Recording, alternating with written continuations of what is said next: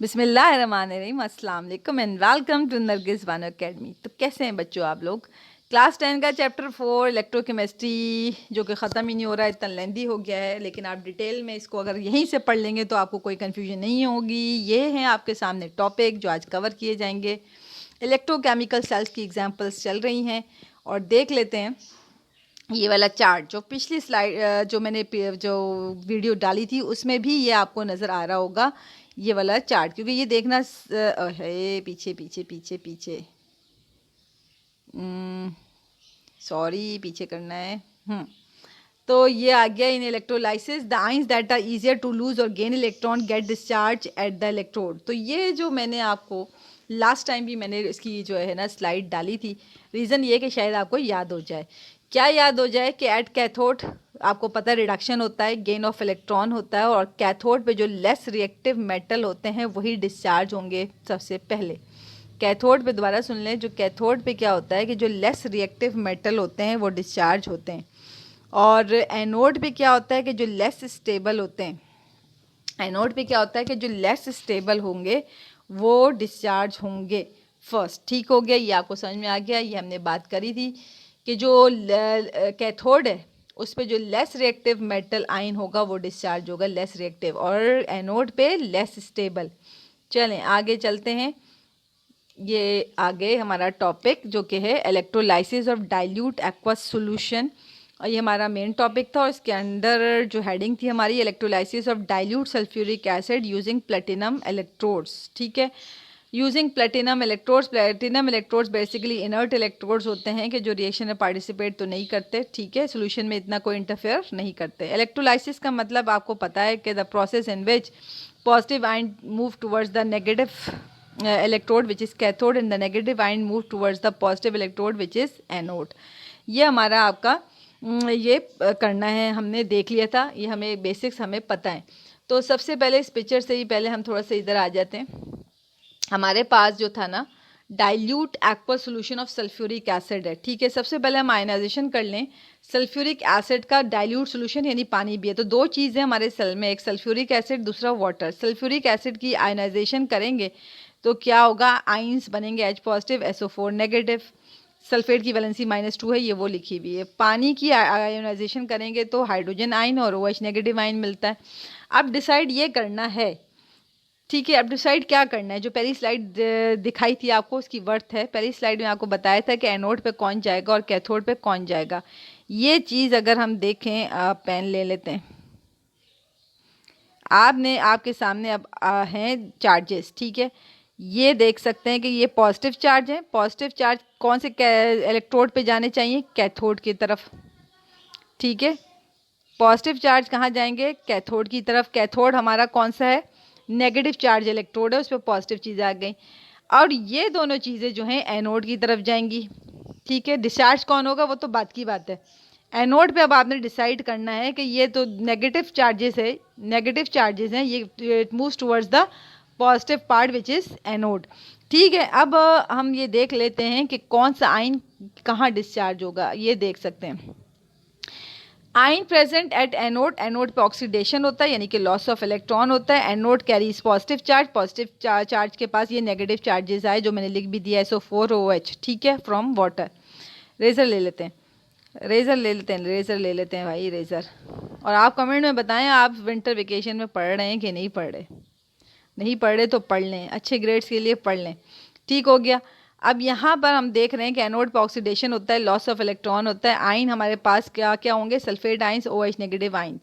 लेकिन डिस्चार्ज कौन होगा, क्योंकि डाइल्यूट सॉल्यूशन है, OH नेगेटिव है, तो OH नेगेटिव आएगा क्योंकि सल्फेट जो है बहुत ज़्यादा स्टेबल है और डिफ़िकल्ट टू ऑक्सीडाइज यानी कि लॉस ऑफ इलेक्ट्रॉन इससे आप उम्मीद नहीं रख सकते क्योंकि ये बहुत ज़्यादा स्टेबल है। तो OH नेगेटिव आयन जो है अपने आप को डिस्चार्ज करेगा, बात समझ में आ गई। OH नेगेटिव आयन जो है एनोड पे अपने आप को डिस्चार्ज करेगा और बनेगा एनोड पे पानी, और साथ में ये लॉस ऑफ इलेक्ट्रॉन भी होता है, इसने इलेक्ट्रॉन लूज़ किया और ऑक्सीजन गैस प्रोड्यूस होगी, ये याद रखना है।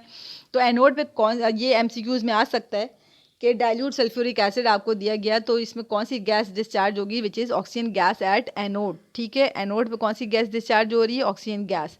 फिर ये बैलेंस कर दिया बेसिकली ना, ये रिएक्शन को बैलेंस कर दिया। जब बैलेंस किया तो ये 4, ये पेन ले लेते हैं यार, ये रहा पेन।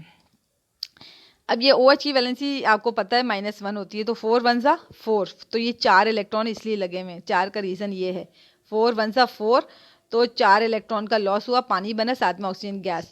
रीज़न फिर से बता दूं, sulphate ion is most stable, is very stable as compare to OH ion. It is sulphate ion जो है लॉस ऑफ इलेक्ट्रॉन नहीं करता, तो OH नेगेटिव आयन करेगा ना डाइल्यूट।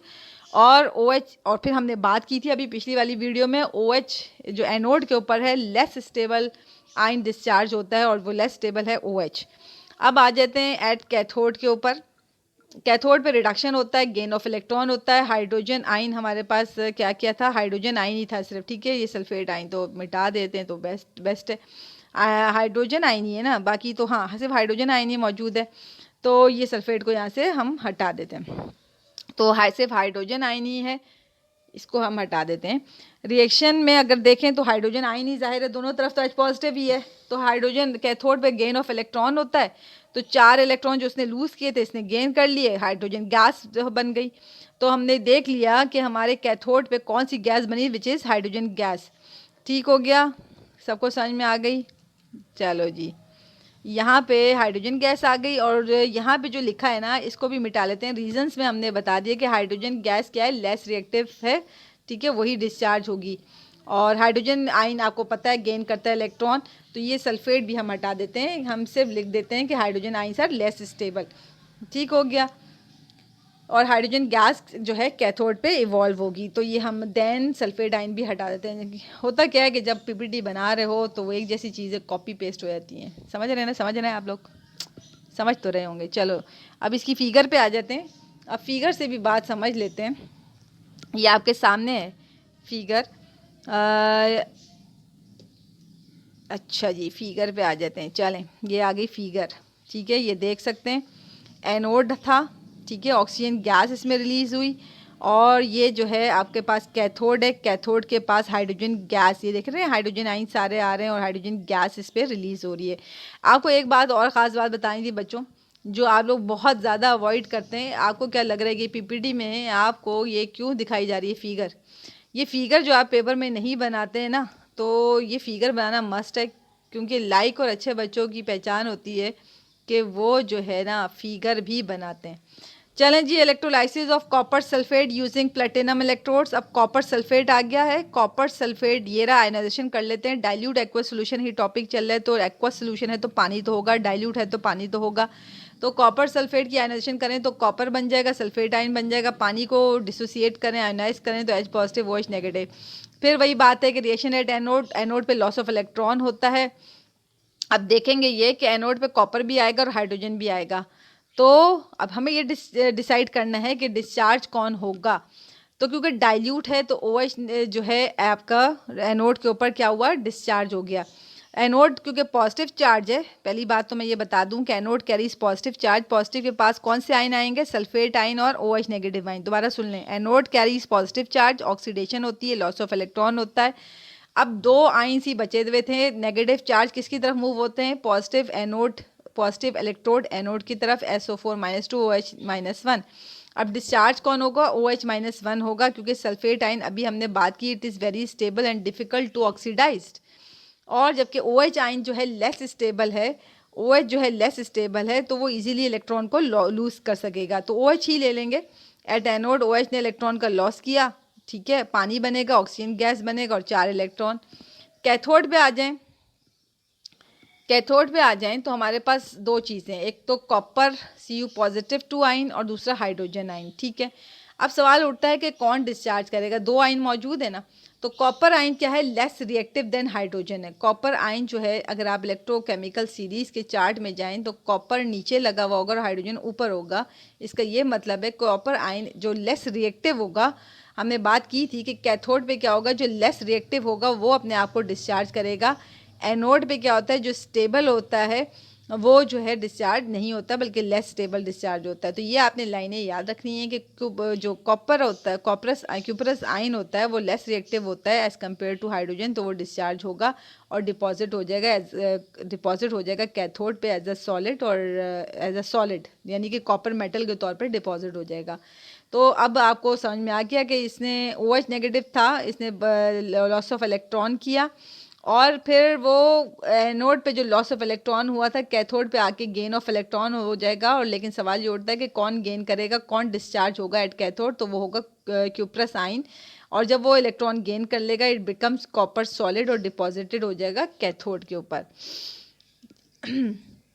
अच्छा जी, electrolysis of copper sulphate using copper electrode. Electrolysis कर रहे हैं कॉपर सल्फेट की यूजिंग कॉपर इलेक्ट्रोड्स। अब दोनों तरफ ही कॉपर इलेक्ट्रोड है, अगर एनोड लो तो कॉपर, कैथोड लो तो कॉपर। अब बेसिकली ये जो प्रोसेस है ये प्योरिफिकेशन ऑफ कॉपर है। जब कॉपर को खाम हालत में रॉ मटेरियल के फॉर्म में उसके ओर से निकाला जाता है तो उसमें बहुत सारी इम्प्योरिटी होती हैं, गोल्ड, सिल्वर और मुख्तलिफ़ किस्म की उसमें इम्प्योरिटी होती हैं, तो उसको क्लीन करना पड़ता है। अगर क्लीन करना है और एनोड इलेक्ट्रॉन को ट्रैवल करा के हमें पता है कि डिपॉजिट कराना होता है, क्योंकि इलेक्ट्रोप्लेटिंग एग्जांपल इलेक्ट्रोलाइटिक सेल की अगर आप देखें तो आपको नज़र आ रहा होगा कि एनोड के ऊपर लॉस ऑफ इलेक्ट्रॉन होना चाहिए और कैथोड पे गेन ऑफ इलेक्ट्रॉन होना चाहिए। तो फिर एनोड हमारा होगा इम्प्योर कॉपर के बार्स, ठीक है, ये बार्स का आर गायब है। तो एनोड पे क्या होगा, ये गायब चीज़ें हो जाती हैं। जब पीपीटी बनाओ तो पता नहीं कहाँ गायब हो जाती हैं, आपको पता चले तो मुझे भी बताइएगा। इम्प्योर कॉपर के बार्स यूज़ करेंगे एनोड पे। एनोड क्या है, पॉजिटिव चार्ज, ठीक है। यहाँ इम्प्योर कॉपर के बार हैं, ठीक हो गया। कैथोड पे क्या चीज़ होती है बेटा, प्योर कॉपर बार लगाते हैं। कैथोड पे हमारा प्योर कॉपर के बार्स लगेंगे। अब हम जान गए हैं कि और इलेक्ट्रोलाइट, यस, अभी मैंने बताया कि इलेक्ट्रो प्लेटिंग हो या इलेक्ट्रोलाइसिस का प्रोसेस हो, सॉल्ट तो वही यूज़ होगा, इलेक्ट्रोलाइट तो वही यूज़ होगा, जो आप मेटल ले रहे हैं उसी का सॉल्ट यूज़ करेंगे। तो इलेक्ट्रोलाइट हो जाएगा कॉपर सल्फेट, थोड़ा सा H2SO4 डाल देंगे for better conduction of electricity. Anode पे क्या होगा कि कॉपर का आपने बार लगाया हुआ था, ये रहा एनोड, पॉजिटिव है ना, ठीक है।